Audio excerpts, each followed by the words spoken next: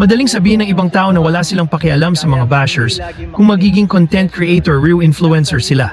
Kasi hindi pa nila nararanasan ang extreme na bashing. Yung halos buong bansa ang involved.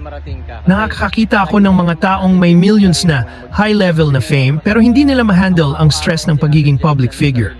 Nakakakita din ako ng mga politicians na powerful pero naaapektuhan pa rin sila sa sinasabi ng ibang tao.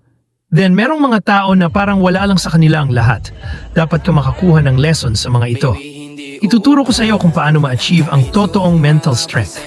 Since galing yon sa experience ko sa malaking mundo ng pagiging public figure. Pag in-apply mo yon sa maliit mong mundo, imagine kung gaano ka-dangerous ang datingan mo as a man. Matutulungan ka nun para maburay ang mga anxiety mo, depression, overthinking, etc. Mamaniin mo na lang yung maliliit na stress ng mundo mo para makakonsentrate ka ng maayos sa mga malalaking mission or purpose mo.